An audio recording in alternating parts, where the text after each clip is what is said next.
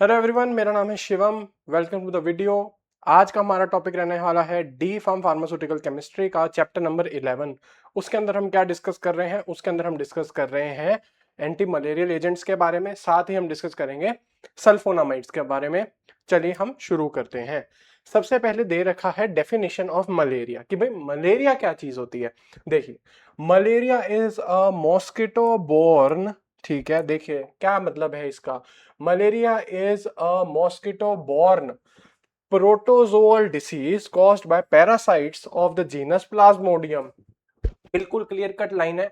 हम सब जानते हैं भाई कि मलेरिया मच्छर से फैलती है, लेकिन भाई देखें कि जो मच्छर से नहीं फैलती, मेन एजेंट जो पीछे है उसके, वो होता है प्लाज्मोडियम स्पीशीज। प्लाज्मोडियम एक तरीके का पैरासाइट है।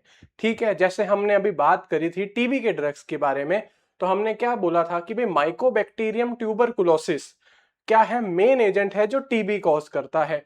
लेकिन अगर असलियत में देखें तो माइकोबैक्टीरियम ट्यूबरकुलोसिस क्या है, एक तरीके का बैक्टीरिया है। वैसे ही हमारा जो मेन कारण है पीछे मलेरिया के, मेन एजेंट है, वो है Plasmodium species.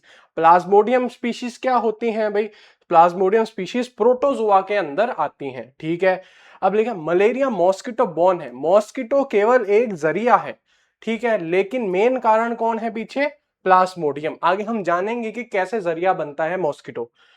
It is transmitted to humans through the bite of an infected female Anopheles mosquito. Female Anopheles mosquito क्या करती है? इसको फैलाती है एक से दूसरे में। ठीक है, एनोफेलीज क्या है? एनोफेलीज स्पीशीज का नाम है मॉस्किटो की। ठीक है, the disease is characterised by intermittent fever, chills, sweating, headache, anaemia and enlargement of spleen. Spleen क्या है? Graveyard of RBC. यहां पर क्या होता है भाई, आरबीसी की जाके डेथ होती है, नए आरबीसी फिर हमारी बॉडी बनाती है।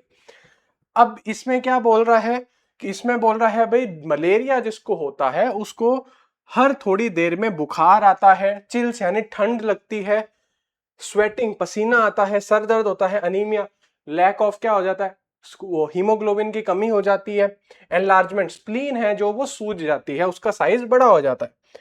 बस ये हमने डिस्कस करना था।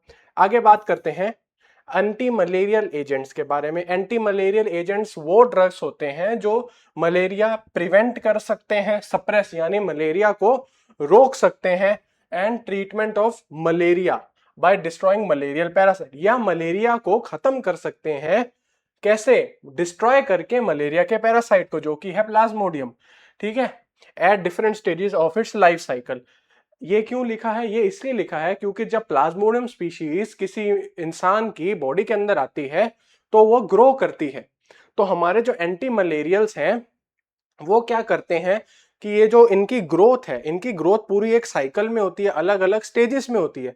ठीक है, जैसे कि हम जब बच्चा पैदा होता है तो वो छोटा होता है, धीरे धीरे उसकी बॉडी ग्रो करती है, ऑर्गन्स ग्रो करते हैं, ठीक है, ब्रेन ग्रो करता है। वैसे ही प्लाज्मोडियम स्पीशीज का भी ऐसा ही है, वो भी धीरे धीरे ग्रो करती हैं। तो हमारे एंटी मलेरियल क्या करते हैं, लाइफ के किसी भी स्टेज में उसको क्या कर सकते हैं, उसकी डेथ करा सकते हैं। ठीक है, objectives of anti malarial therapy: malaria ठीक करना, कॉम्प्लिकेशन और डेथ से बचाना, प्रिवेंट करना relapse of plasmodium vivax and plasmodium ovale infections.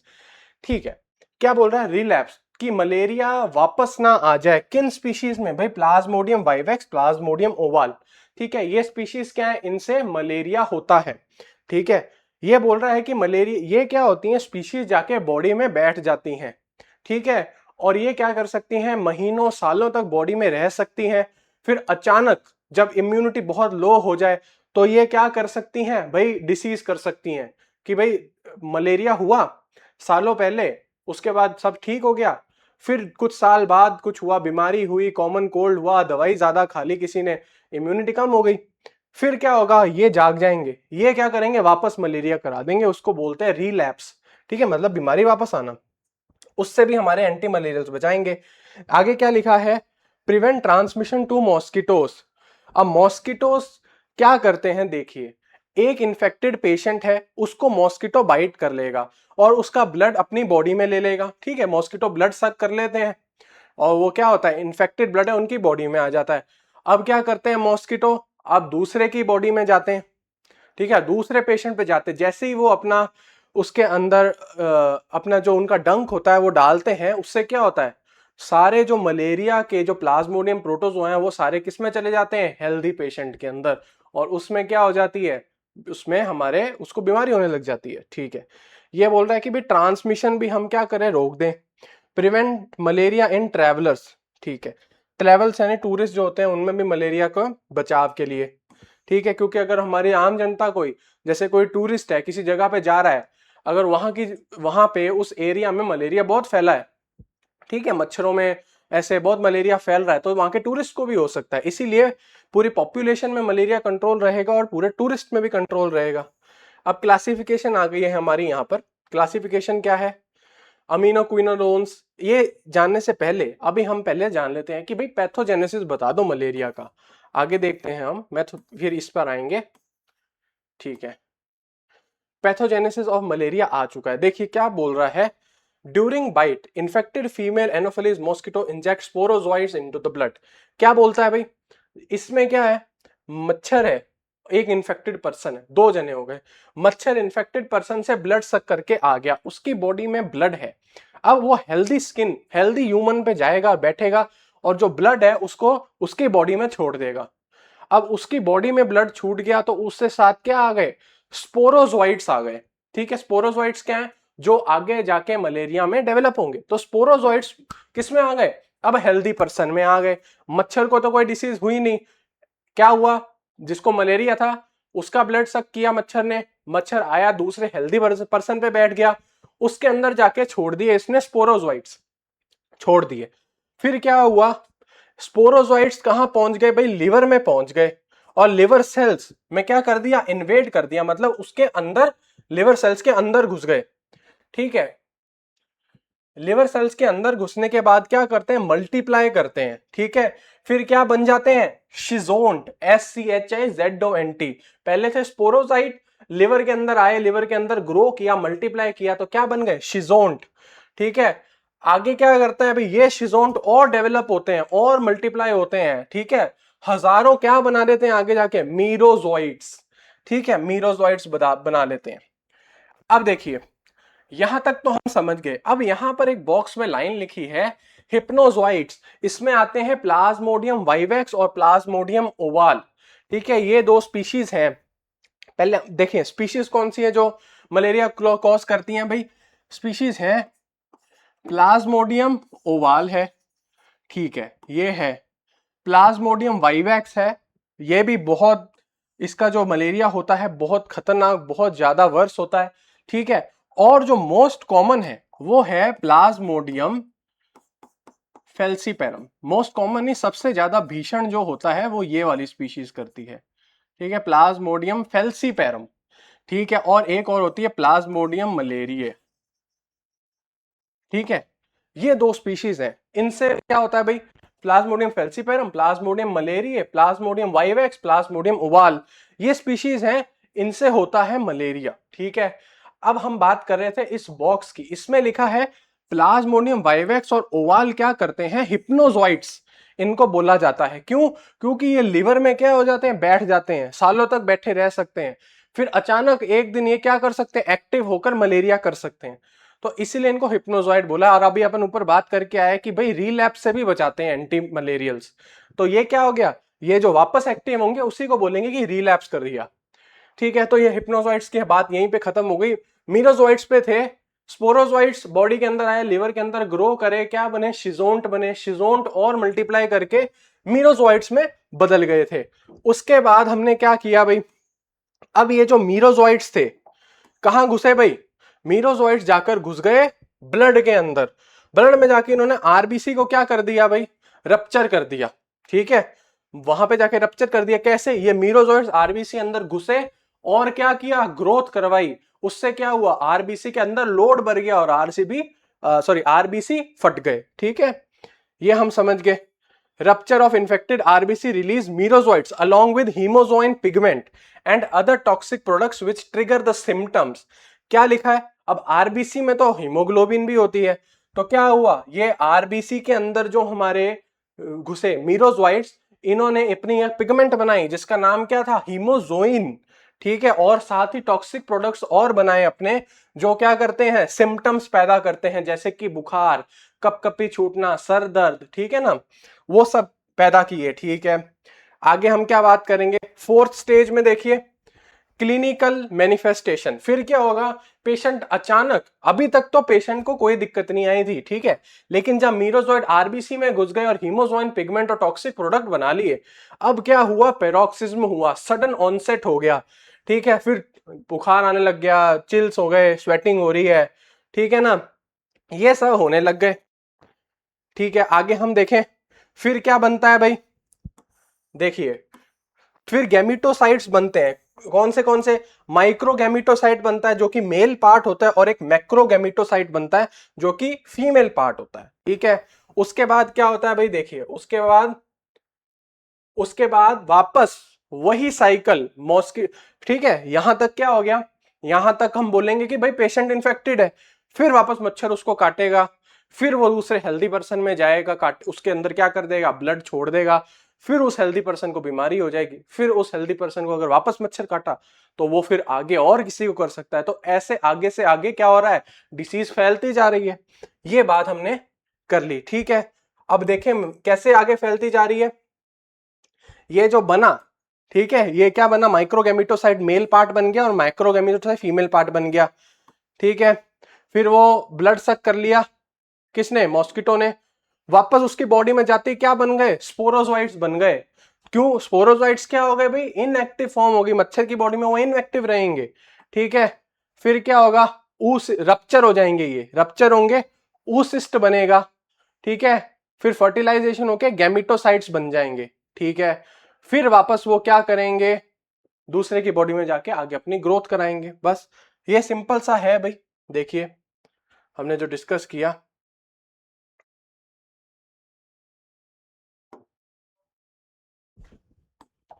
बस, तो आगे हम बढ़ते हैं।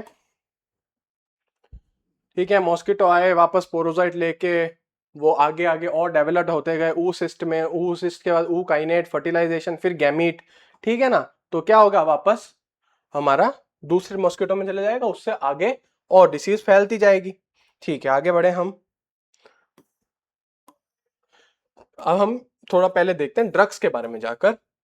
देखिए क्लास आ चुकी है, 4 अमीनो क्विनोलोन्स आती है पहली क्लास, जिसमें क्लोरोक्विन, एमोडाइक्विन, ये दो ड्रग्स हैं बहुत फेमस। क्विनोलिन अगली क्लास आती है, क्विनोलिन मिथेनॉल, जिसमें आता है क्विनिन और मेफ्लोक्विनिन। फिर 8 अमीनो क्विनोलोन्स आता है, जिसमें आता है प्राइमोक्विन। ठीक है, आर्टिमिसिन डेरिवेट्स आते हैं, उसके बाद आर्टिसुनेट, आर्टी इथर, ये आपके कोर्स में नहीं है। आपको प्राइमाक्विन, आपका मेन जो एजेंट है वो प्राइमाक्विन है, क्लोरोक्विन है, क्विनिन है। ठीक है, फिर आते हैं एंटीफोलेट्स, प्रोगुआनिल पायरीमेथामीन, फिर कॉम्बिनेशन थेरेपी आती है, आर्टीमीथर, लुफिफेंट्रिन, आर्टिसुनेट एंड मेफ्लोक्विन। ठीक है, तो हम आगे पढ़ेंगे आपके सिलेबस के अनुसार जो आपका है। ठीक है, स्पीशीज देखिए, बात करी है भाई, plasmodium falciparum, vivax, malaria, oval, नोवेल्सी, एक और होती है। ठीक है, ये मलेरिया कैसे ट्रांसमिट करती है, लास्ट वाली स्पीशीज बंदरों से इंसानों में। ठीक है, वैसे हो क्या होता है, मलेरिया ट्रांसमिट होता है, बहुत सीवियर होता है। देखिए फेल्सीपेरम वाला सबसे ज्यादा सीवियर होता है, उसके बाद कौन सा है, प्लाज्मोडियम नोवेल्सी वाला सीवियर होता है, उसके बाद बाकी सारे मॉडरेट से माइल्ड होते हैं। ठीक है, पैथोजेनेसिस भी हम जान चुके हैं। उसके बाद हम देखते हैं अब, ये आईयूपीएसी नाम आप सबके लिए लिख रखे हैं इधर, साथ ही हम मोड ऑफ एक्शन भी लिख के लाए हैं, देखते हैं। क्विनीन सल्फेट आपका पहला ड्रग आ रहा है।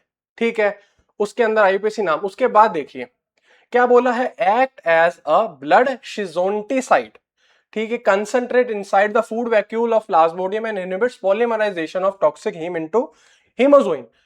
हमने क्या बात करी भाई, बॉडी के अंदर आते हैं स्पोरोजोइट, स्पोरोजोइट लिवर के अंदर बदलते हैं शिजोंट में। ठीक है, शिजोंट आगे मीरोसाइट्स में बदलते हैं, फिर वो आरबीसी में घुस जाते हैं। आरबीसी के अंदर हीमोग्लोबिन होती है, वो उनको बहुत पसंद है, वो उनका फेवरेट खाना है। अब वो क्या करेंगे, हीमोग्लोबिन को हीमोजोइन में बदलेंगे। जैसे ये हीमोजोइन में बदलेगी, उसके साथ टॉक्सिक प्रोडक्ट और आएंगे, उससे सारा बुखार, बीमारी, ये सब क्या होंगे, सिम्टम्स चालू होंगे।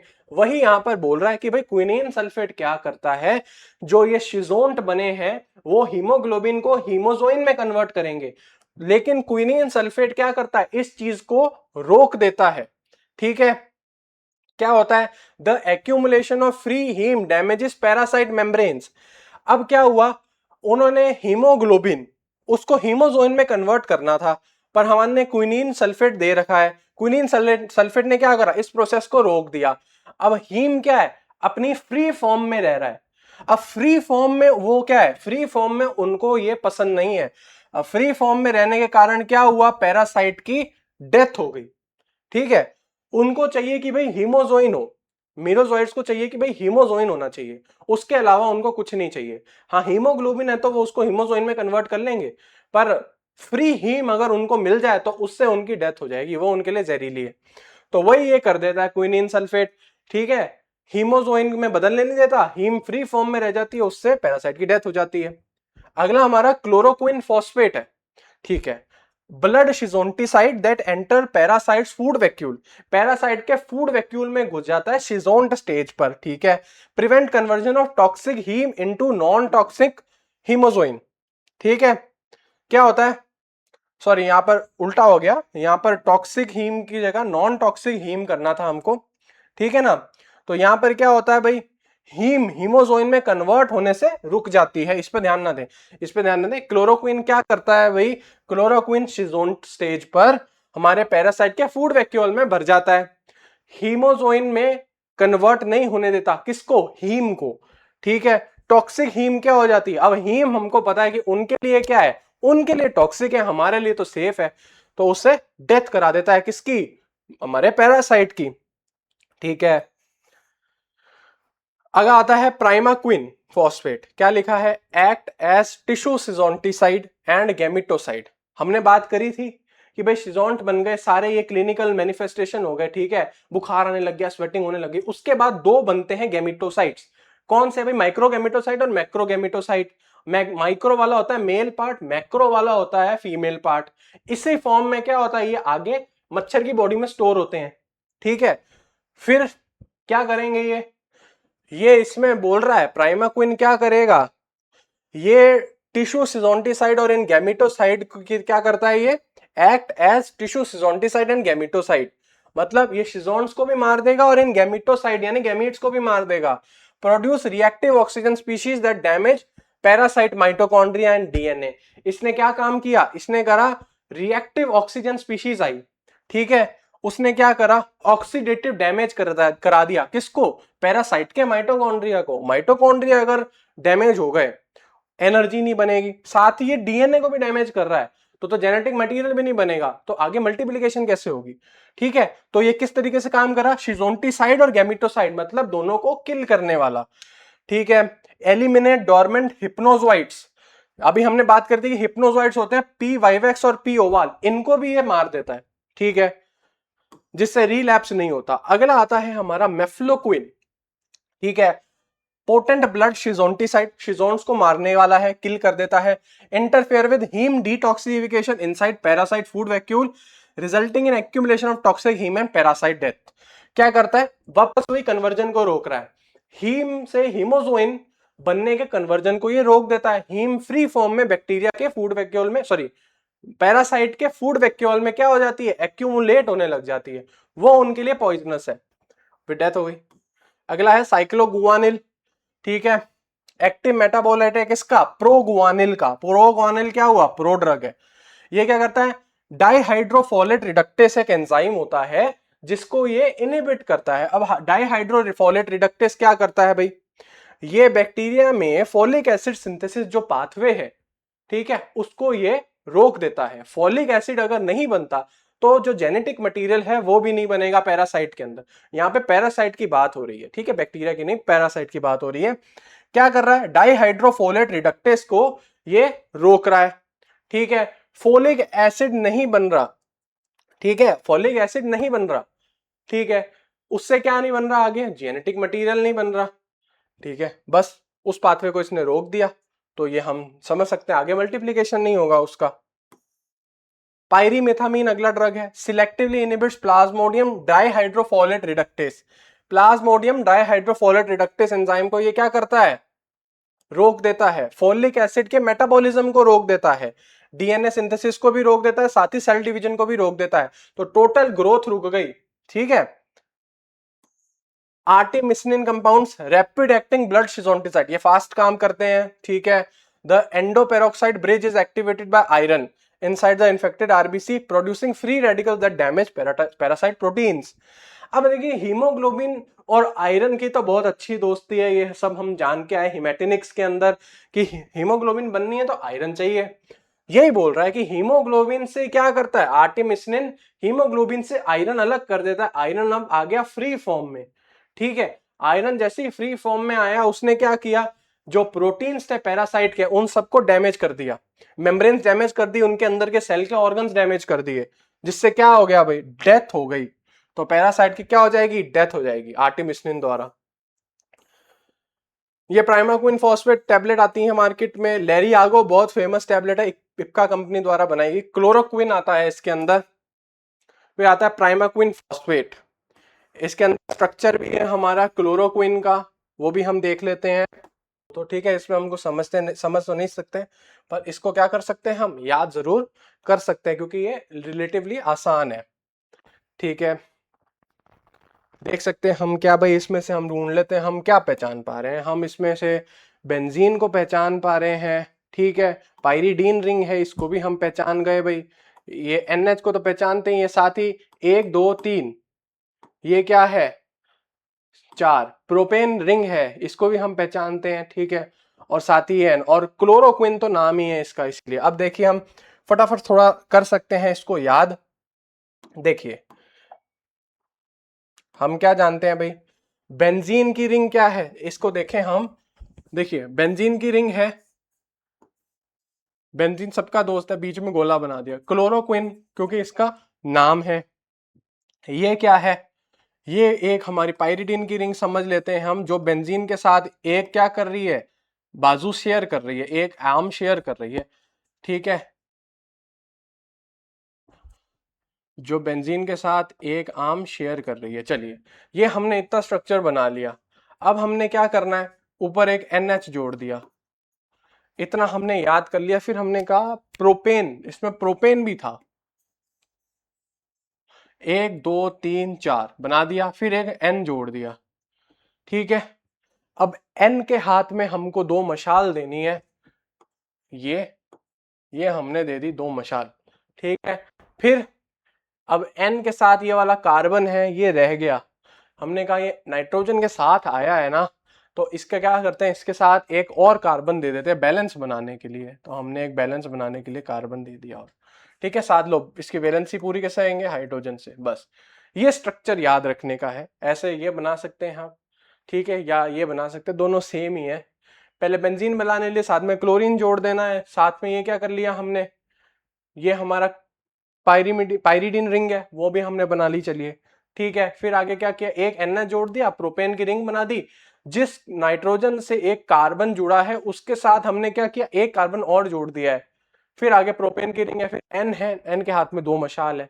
ऐसे करके आप याद कर सकते हैं। ठीक है। अब हम जाते हैं वापस।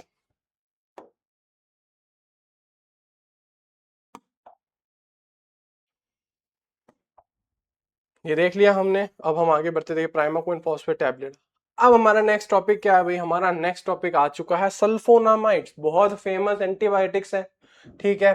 डेफिनेशन देखें, सल्फोनामाइड सिंथेटिक एंटीबैक्टीरियल है, मतलब बैक्टीरिया के खिलाफ यूज करेंगे। सिंथेटिक है मतलब मैन मेड है पूरी। ठीक है। जो क्या करती हैं, बैक्टीरिया में फॉलिक एसिड सिंथेसिस को रोकती है। ठीक है। जो कि क्या है, बैक्टीरियोस्टैटिक नेचर है सल्फोनामाइड्स का। क्या है भाई, सिंथेटिक है। ठीक है। एंटीबैक्टीरियल है, समझ गए। फोलिक एसिड सिंथेसिस को रोक रही है, समझ गए। बैक्टीरियोस्टैटिक है, बैक्टीरिया की ग्रोथ रोक रही है, किल नहीं कर रही, ये हम समझ गए। क्लासिफिकेशन देखिए, सिस्टमिक, इंटेस्टिनल, टॉपिकल, 3 तरीके से क्लासिफाई कर दिया भाई। सल्फा डायाजीन, सल्फा मिथोक्साजोल, इंपॉर्टेंट एक ड्रग है। सल्फी सॉक्साजोल, इंटेस्टिनल में सल्फा सालाजीन आता है। टॉपिकल में सिल्वर सल्फा डाइजीन और सल्फा एसिटामाइड। ठीक है। आगे हम जानते हैं इनका मोड ऑफ एक्शन के बारे में। देखिए मोड ऑफ एक्शन देख लेते हैं भाई। ड्रग हमारा सल्फा मिथोक्साजोल, अब हम जानते हैं भाई सल्फोनामाइड्स क्या करते हैं, फॉलिक एसिड सिंथेसिस रोकते हैं, ठीक है, किसमें, बैक्टीरिया के अंदर, क्योंकि बैक्टीरिया अपनी बॉडी में खुद बनाता है फॉलिक एसिड, उसको बाहर से नहीं मिलता। सल्फामिथोक्साजोल कंपेटिटिवली इनहिबिट डाइहाइड्रोप्टेरोएट सिंथेस एंजाइम, ठीक है, डाइहाइड्रोप्टेरोएट सिंथेस एंजाइम है जो क्या करता है भाई, फॉलिक एसिड सिंथेसिस में काम करता है। ब्लॉक क्या हो जाएगा इससे, अब हमने क्या करा भाई, सल्फामिथोक्साजोल दे दिया, इनहिबिट कर दिया एंजाइम डाइहाइड्रोप्टेरोएट सिंथेसिस को, फॉलिक एसिड सिंथेसिस रुक जाएगा, डीएनए फॉर्मेशन उसके कारण रुक जाएगा। फॉलिक एसिड और डीएनए, फॉलिक एसिड रुका तो डीएनए भी रुक जाएगा सिंथेसिस होना, ठीक है। उससे क्या होगा, आगे ग्रोथ नहीं होगी बैक्टीरिया की, मल्टीप्लाई कैसे करेगा अगर जेनेटिक मटेरियल नहीं बना, ठीक है। सल्फाडायाजीन सेम मैकेनिज्म, ठीक है, किस क्या इनहिबिट करेगा डाइहाइड्रोप्टेरोएट सिंथेस, ब्लॉक कर देगा फॉलिक एसिड सिंथेसिस और डीएनए फॉर्मेशन को। सल्फिसॉक्साजोल सेम मैकेनिज्म, यूटीआईज में दिया जाता है इसको, बैक्टीरियोस्टैटिक है सारे। अब आता है सल्फासालाजीन, क्या बोलता है, converted in colon, colon part है इंटेस्टाइन का, उसके अंदर ये कन्वर्ट होता है किसमें, सल्फापाइरिडीन, ठीक है, एंटी बैक्टीरियल है ये नेचर में, और क्या करता है, एंटी इंफ्लामेटरी इफेक्ट भी ये दिखाता है, ठीक है। कोलोन किसका पार्ट है, बड़ी लार्ज इंटेस्टाइन का पार्ट है, ठीक है ना, ये हम समझ गए। Silver sulfadiazine releases silver ions and sulfonamide damages bacteria in burns, क्या है भाई, सिल्वर सल्फाडायाजीन है, ये टॉपिकल प्रिपरेशन है, ठीक है, जनरली क्रीम्स के अंदर आती है, ये क्या करती है, ये सिल्वर आयंस को ये रिलीज कर देती है, ठीक है। साथ ही जो सल्फर डायाजीन है वो बैक्टीरिया को क्या करता है, डैमेज करता है, ठीक है। सल्फा एसिटामाइड क्या करता है भाई, inhibit folate synthesis in ocular bacteria, ये ऑप्थेल्मिक प्रिपरेशन है, ठीक है। इसमें क्या बोल रहा है भाई, आंखों के अंदर क्या करता है ये, आंखों के अंदर जो बैक्टीरिया से इन्फेक्शन हुई है उन बैक्टीरिया में फोलेट सिंथेसिस रोक देता है, जेनेटिक मटेरियल रुक जाएगा बनना, ठीक है, डीएनए नहीं बनेगा, उससे क्या होगा, आगे मल्टीप्लिकेशन नहीं होगी। ये साथ ही आईयूपीएससी और मार्केटेड प्रिपरेशंस इन्हीं ड्रग्स की हम देख सकते हैं, सिल्वर एक्स क्रीम, सिल्वाडीन, एल्बुसिड, ठीक है, ये सब आती हैं। आगे देख लेते हैं, ये सल्फा मिथोक्साजोल का स्ट्रक्चर है हमारा, ठीक है,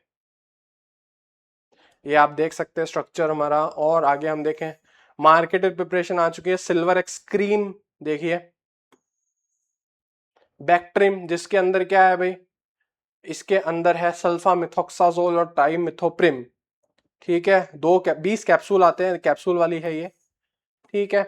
तो ये हम देख गया भाई, marketed preparation silver x cream बहुत फेमस है, बैक्ट्रिम नाम से भी आती है मार्केट में, ठीक है। ये सल्फा मिथोक्साजोल का हमारा स्ट्रक्चर हो गया है, और ये सारे आईयूपीएससी नेम और मार्केटेड प्रिपरेशन के एग्जाम्पल हो गए, ठीक है। तो ये हमने क्या डिस्कस कर लिया, सल्फोनामाइड्स भी डिस्कस कर लिया। आज के लिए इतना ही, मिलते हैं हम नेक्स्ट वीडियो में। Thank you, like and subscribe.